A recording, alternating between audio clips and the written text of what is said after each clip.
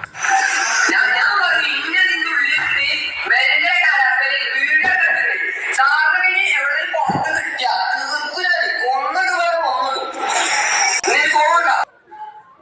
Friends, രുദ്രാർത്ഥ 2009 പുതിയൊരു വീഡിയോയിലേക്ക് എല്ലാവർക്കും സ്വാഗതം. നമ്മളിന്ന് പുതിയൊരു വിഷയമായിട്ടാണ് കേട്ടോ വന്നിരിക്കുന്നത്. എന്താണെന്നറിയില്ല, ഞാൻ പറയുന്ന വിഷയങ്ങളൊന്നും അങ്ങോട്ട് ജനങ്ങളിലേക്ക് അങ്ങോട്ട് എത്തുന്നില്ല. വളരെ കുറച്ച് വ്യൂസ് മാത്രമേ നമ്മുടെ ഓരോ വീഡിയോസിനും കിട്ടുന്നുള്ളൂ. എന്നാൽ എൻ്റെ അഭിപ്രായമാണ് ഞാനിവിടെ പറയുന്നത്. എന്തുകൊണ്ടെന്നാൽ നമ്മുടെ കുഞ്ഞു ചാനലായതുകൊണ്ടും പിന്നെ മറ്റ് അത്യാധുനിക സൗകര്യങ്ങൾ ഉപയോഗിക്കാത്തത് കൊണ്ടാണോ, അതോ എഡിറ്റിങ്ങിലെ പോരായ്മ കൊണ്ടാണോ നമ്മുടെ വീഡിയോസ് ഒന്നും മൂവ് ആവാതെന്ന് അറിയില്ല. അതോ എന്താണ് പ്രശ്നം, അതോ എൻ്റെ അവതരണ ശൈലി കൊള്ളാത്തത് കൊണ്ടാണോ എന്നറിയില്ല. അതാണ് ഞാൻ നിങ്ങളുടെ അടുത്ത് പറയുന്നത്. എന്തെങ്കിലും പ്രോബ്ലംസ് ഉണ്ടെങ്കിൽ നിങ്ങൾ കമൻസ് ആയിട്ടൊന്ന് അറിയിക്കുക. എന്താണ് എൻ്റെ മിസ്റ്റേക്ക് എന്ന് അറിഞ്ഞാൽ മാത്രമല്ലേ എനിക്കത് തിരുത്തി മുന്നോട്ട് പോകാൻ പറ്റുള്ളൂ.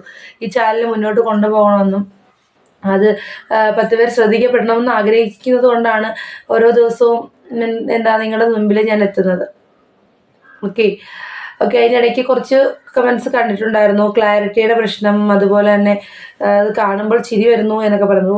കാണുമ്പോൾ ചിരി വരുന്നു എന്ന് പറയുന്നതിൽ താങ്ക്സ് ഉണ്ട് കേട്ടോ. കാര്യം വെച്ച് കഴിഞ്ഞാൽ ഒരുപാട് വിഷമങ്ങളൊക്കെ ആയിട്ടാണ് ഓരോ മനുഷ്യരും നടക്കുന്നത്. അപ്പോൾ ചിരിക്കുക എന്ന് പറയുന്നത്, ഒരു വീഡിയോ കണ്ട് ചിരിക്കാൻ പറ്റുക എന്ന് പറയുന്നത്, അപ്പോൾ ആ വീഡിയോയ്ക്ക് എന്തോ ക്വാളിറ്റി ഉള്ളതാണ് കേട്ടോ. അത് കളിയാക്കി ചിരിക്കുകയാണെങ്കിലും നല്ല രീതിക്ക് മനസ്സ് സന്തോഷപ്പെട്ട് ചിരിക്കുകയാണെങ്കിലും എനിക്ക് ആ കമൻറ്റ് ഇഷ്ടപ്പെട്ടു കേട്ടോ. എന്തായാലും പിന്നെ വീഡിയോ ക്ലാരിറ്റിയെ കുറിച്ച് പറയുന്നുണ്ട്. എൻ്റെ മൊബൈലൊന്നും അത്ര ക്വാളിറ്റി ഉള്ള ക്യാമറയൊന്നും അല്ല. എന്നാൽ ചോദിക്കാം, ആ ക്യാമറയൊക്കെ എടുത്തിട്ട് നിങ്ങൾക്ക് വീഡിയോ ചെയ്യാൻ വന്നാൽ പോരായിരുന്നു എന്ന് നിങ്ങൾക്ക് ചോദിക്കാം. പക്ഷെ നമുക്കൊരാഗ്രഹമുണ്ട്, യൂട്യൂബിൽ നമുക്ക് കുറച്ച് കാര്യങ്ങളൊക്കെ പറയണം എന്ന്, നമുക്ക് നിങ്ങളുമായിട്ട് സംസാരിക്കണം എന്നൊക്കെയുള്ള ആഗ്രഹത്തിൻ്റെ ഫലമായിട്ടാണ് നമ്മൾ നിങ്ങളുടെ മുന്നിൽ വന്നിരിക്കുന്നത്. അപ്പോൾ ഒരു ചേട്ടനാണെങ്കിൽ എൻ്റെ എല്ലാ വീഡിയോസിനും കമൻറ്റ് ഇടും. എനിക്ക് സന്തോഷമാണ് കേട്ടോ, എല്ലാ വീഡിയോസിനും കമൻറ്റ് ഇടുന്ന സന്തോഷമാണ്. പക്ഷെ പറയുന്ന എല്ലാം നെഗറ്റീവ്സ് ആയിട്ടാണ്. നിങ്ങൾ എന്താണ് വാർത്ത വായിക്കുവാണോ, അതുപോലെ തന്നെ പിന്നെ എന്തായിരുന്നു, നിങ്ങൾ ആരോ ഒരാളിൻ്റെ അവതരണം കൊള്ളാമെന്ന് പറഞ്ഞപ്പോൾ നിങ്ങളിത് എവിടെ നോക്കിയാണ് കമൻറ്റ് ചെയ്തേക്കുന്നത്. പിന്നെ ഓരോ ദിവസവും ഉണ്ട് കേട്ടോ. എന്തായാലും ഒരു കാര്യമുണ്ട്, അദ്ദേഹം എൻ്റെ വീഡിയോസ് ഒന്നും കാണുന്നില്ല, കാണാതെ എന്തായാലും ഓപ്പൺ ചെയ്തിട്ട് ജസ്റ്റ് അപ്പോഴേ കമൻറ്റ് ഇടുന്നുണ്ട്. ഓക്കെ, താങ്ക്സ് ഉണ്ട്, കമൻറ്റ് ഇടുന്നതിൽ ഒരുപാട് സന്തോഷമുണ്ട്. അപ്പം ഞാൻ പറയുന്നത് 10 പേരെ കാണുന്നുള്ളെങ്കിൽ നിങ്ങൾ കാണുന്നവർ ജസ്റ്റ് ഒരു കമൻറ്റ്സ് അതിൽ രേഖപ്പെടുത്താൻ ശ്രമിക്കുക. അത് നല്ലതായാലും ചീത്തയായാലും. പിന്നെ ഒരുപാട് ബുദ്ധിമുട്ടിയൊക്കെയാണ് നമ്മൾ ഓരോ വീഡിയോസും ചെയ്യുന്നത്. ഞാൻ എൻ്റെ ഒരു വീഡിയോയിൽ പറഞ്ഞിട്ടുണ്ടായിരുന്നു, ഒരു കുഞ്ഞ് 4 വയസ്സുള്ളൊരു മോളുണ്ട്. അപ്പോൾ ആള് എപ്പോഴും ഇങ്ങനെ നമ്മളിപ്പോൾ വീഡിയോസ് എടുക്കുമ്പോൾ നിങ്ങൾ കേൾക്കാൻ പറ്റുമായിരിക്കും, വീഡിയോസിൻ്റെ ബാക്ക്ഗ്രൗണ്ടിൽ ആ ഒരു വോയിസ് കേൾക്കാൻ പറ്റുമായിരിക്കും. ഇപ്പോഴും ഒക്കെ അവൾ സംസാരിക്കുന്നുണ്ട്. എവിടെയൊക്കെ നിന്നായാലും കുഞ്ഞ് വരും, പൊടിയല്ലേ, അവൾക്കറിയില്ല. അപ്പോൾ ഒത്തിരി കാര്യങ്ങൾ മാറ്റി വെച്ചിട്ടാണ് നമ്മൾ ഈ വീഡിയോസൊക്കെ ചെയ്യുന്നത്. അപ്പം മാക്സിമം നിങ്ങളൊന്ന് സപ്പോർട്ട് ചെയ്യാൻ ശ്രമിക്കുക.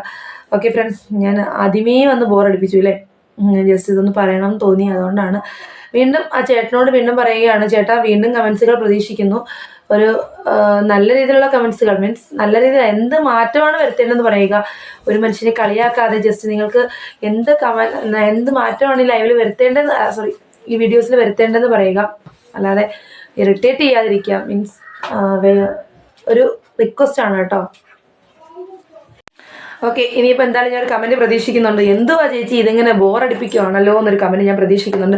ഓക്കെ, സോറി ബ്രോ, ക്ഷമിക്കുക. ഞാൻ ബോറടിപ്പിച്ചിട്ടുണ്ടെങ്കിൽ ക്ഷമിക്കുക.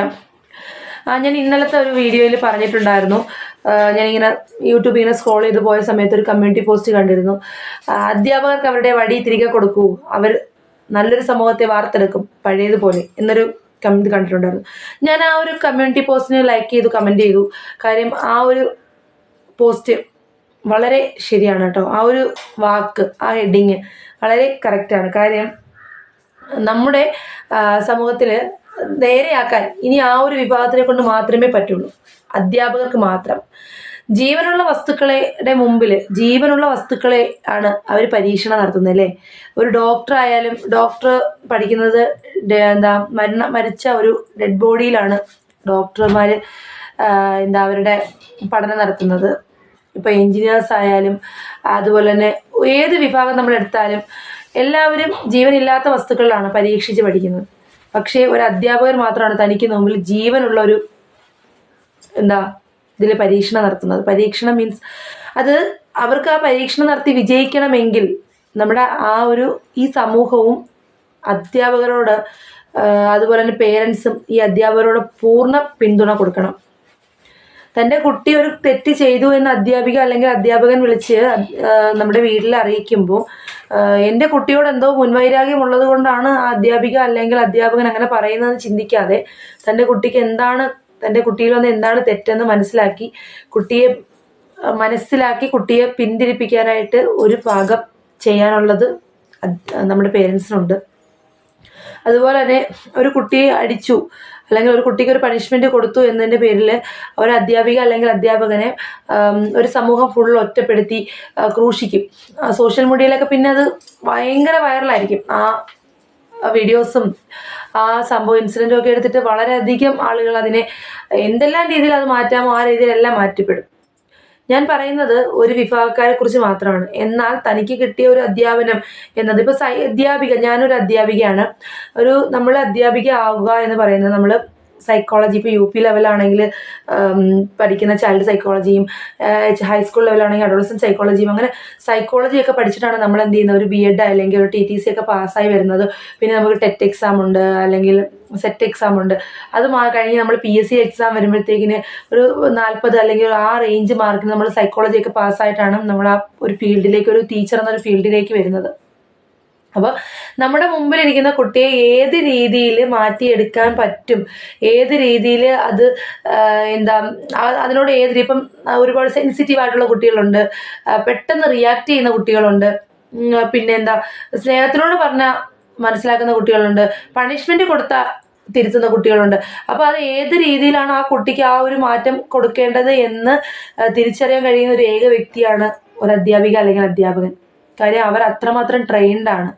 പക്ഷേ എന്നാൽ തനിക്ക് ജോലി കിട്ടി, തനിക്കൊരു ജോലിയുണ്ട്, ആ ജോലി ഉള്ളത് കൊണ്ട് ആൾ മേധാവിത്വം എന്നൊക്കെ പറഞ്ഞ് അതിനെ ആ രീതിയിൽ നല്ല രീതിയിൽ ആ ഒരു വിഭാഗത്തെ ഉപയോഗിക്കാതെ തൻ്റെ ഒരു പദവിയെ മിസ്യൂസ് ചെയ്യുന്ന ഒരു വിഭാഗം ആളുകളും ഉണ്ട്.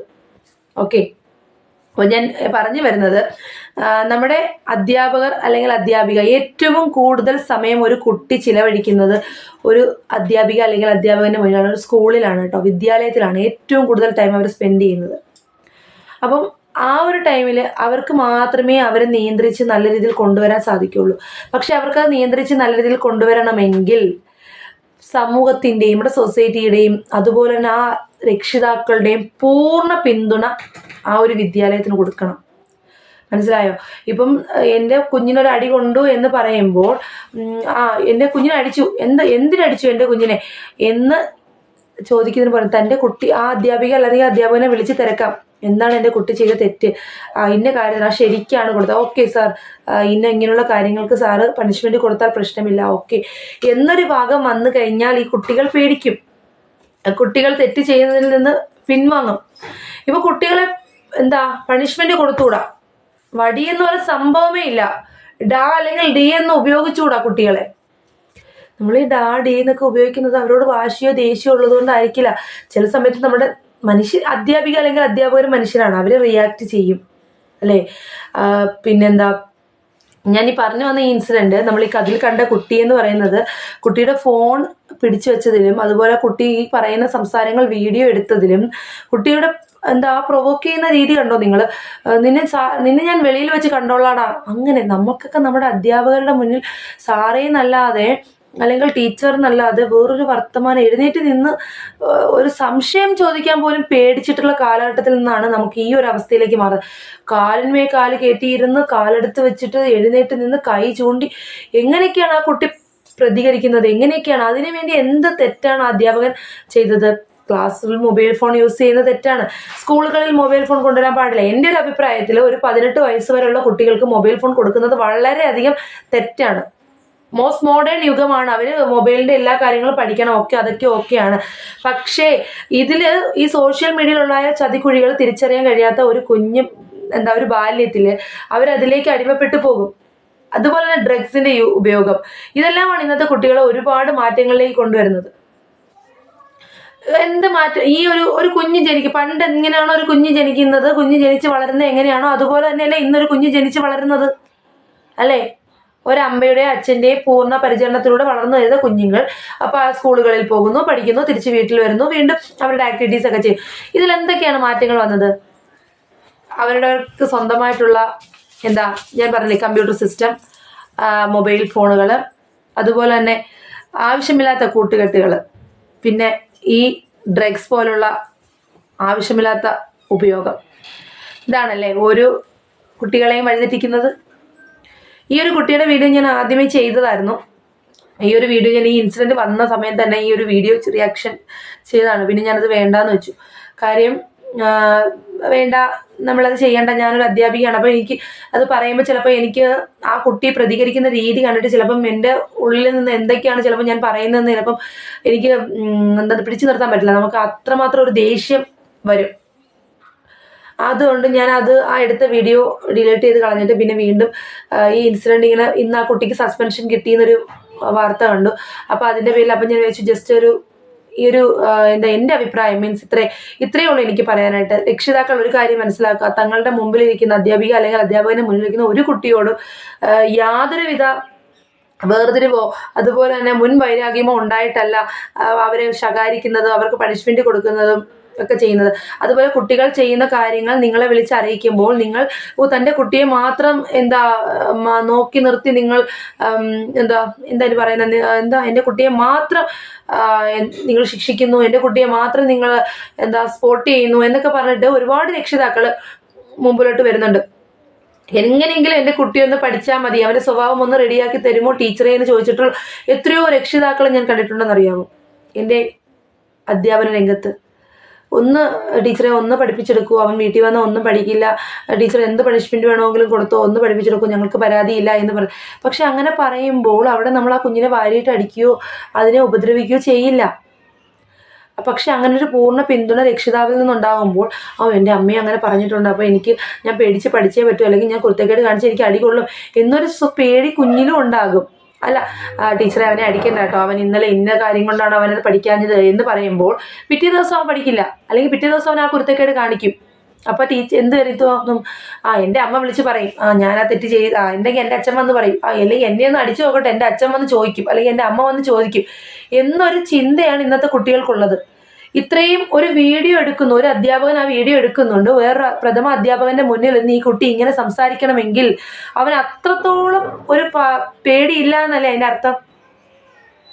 ഒന്ന് ആലോചിച്ച് നോക്കി. ഞാൻ അതാ പറഞ്ഞത്, പണ്ട് കാലത്തേക്ക് നമ്മൾ തിരിഞ്ഞു നോക്കിയാൽ നമ്മുടെ അധ്യാപകരെ പേടിച്ചത്, നമ്മുടെ രക്ഷിതാക്കളെ അധ്യാപകരെയൊക്കെ നമുക്ക് ഭയങ്കര പേടിയായിരുന്നു. ഒരു ടെസ്റ്റ് പേപ്പർ ഇട്ട് കഴിഞ്ഞാൽ അതിൽ മാർക്ക് കുറഞ്ഞു കഴിഞ്ഞാൽ അധ്യാപകരുടെ കയ്യിൽ നിന്ന് കിട്ടുന്ന പണിഷ്മെന്റിനെ കുറിച്ചും അതുപോലെ അത് വീട്ടിൽ കൊണ്ട് കാണിച്ചാൽ കിട്ടുന്ന പണിഷ്മെന്റിനെ കുറിച്ചും നമ്മൾ ഒരുപാട് ഭയന്നിരുന്നു അല്ലേ. എന്ന് വെച്ചാൽ എത്ര കുട്ടികൾ ആത്മഹത്യ ചെയ്തിട്ടുണ്ട്? ഉണ്ടോ? ഇല്ല. ഓക്കെ ഫ്രണ്ട്സ്, അപ്പോൾ എന്താണ് നമ്മുടെ സമൂഹത്തിലുണ്ടായ മാറ്റം? പണ്ട് കാലത്തും അധ്യാപകരും കുട്ടികളും രക്ഷിതാക്കളുമുണ്ട്. അന്ന് അധ്യാപകർക്കായിരുന്നു ഏറ്റവും കൂടുതൽ പ്രാധാന്യം. കുട്ടികളും രക്ഷിതാക്കളും ഒരുപോലെ ഭയഭക്തിയോടെയാണ് അധ്യാപകർ എന്നൊരു ആ ഒരു പ്രൊഫഷനെ തന്നെ കണ്ടിരുന്നത്. അധ്യാപനം എന്ന് പറയുന്ന ഒരു പ്രൊഫഷൻ വളരെ ദൈവികമായിട്ടാണ് കണ്ടിരുന്നത്. ഇന്ന് അതിന് ഒട്ടും വിലയില്ലാതായിക്കൊണ്ടിരിക്കുകയാണ്. ഒരു അധ്യാപിക അല്ലെങ്കിൽ അധ്യാപകൻ ഒരു കുട്ടിയോട് എന്താ എന്നൊന്ന് കർക്കശമായി ചോദിച്ചാൽ അപ്പോഴേ കേസാണ്. എൻ്റെ കുട്ടിയെ മാനസികമായി പീഡിപ്പിച്ചു എന്നൊക്കെ പറഞ്ഞിട്ട് കേസ് കൊടുക്കുകയാണ്. അപ്പോൾ ആ ഒരു കാലഘട്ടത്തിലേക്ക് മാറിക്കൊണ്ടിരിക്കുന്നത് കൊണ്ട് തന്നെ ഒന്നിനും അധ്യാപകർക്ക് പ്രതികരിക്കാൻ കഴിയുന്നില്ല. തൻ്റെ ക്ലാസ്സിൽ നിന്ന് കുട്ടി ഡ്രഗ്സ് യൂസ് ചെയ്താൽ പോലും അതിനെതിരെ പ്രതികരിക്കാനുള്ള ഒരു അവകാശം ഒരു അധ്യാപികയ്ക്കും അധ്യാപകനും ഇല്ല. കാര്യം അത് വേറെ രീതിയിലായിരിക്കും ആ കേസ് പിറ്റേന്ന് പോകുന്നത്. അത് പേടിച്ചിട്ട് ഒരു അധ്യാപകനെ എന്ത് ചെയ്തില്ല, അധ്യാപകർ അതിനായിട്ട് കാണാത്ത മട്ടിൽ പോകുന്നു. അതനുസരിച്ച് സമൂഹത്തിലെ കുട്ടികൾ എന്തായിക്കോട്ടെ പാഴായി പൊയ്ക്കൊണ്ടേയിരിക്കുകയാണ്. അപ്പോൾ എനിക്ക് ഇത്ര മാത്രമേ പറയാനുള്ളൂ. ഒരു അധ്യാപിക അല്ലെങ്കിൽ അധ്യാപകൻ തൻ്റെ മുമ്പിലിരിക്കുന്ന കുട്ടികളോട് മുൻവൈരാഗ്യത്തോടെ പെരുമാറുകയില്ല.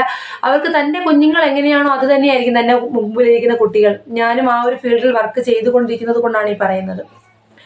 ഓക്കെ ഫ്രണ്ട്സ്, ഒരു അപേക്ഷ കൂടിയുണ്ട്. ബഹുമാനിച്ചില്ലെങ്കിൽ നിന്ദിക്കരുത്. നിങ്ങൾക്ക് വിദ്യ പറഞ്ഞു തരുന്നവരാണ്, അവരെ നിന്ദിക്കരുത്. ഈ ഒരു വീഡിയോ കണ്ടപ്പോൾ വളരെയധികം വേദന ഉളവാക്കി. അതുകൊണ്ടാണ് കേട്ടോ ഇങ്ങനെ പ്രതികരിച്ചത്. ആർക്കെങ്കിലും എന്തെങ്കിലും വിഷമം ഉണ്ടായിട്ടുണ്ടെങ്കിൽ ക്ഷമിക്കുക.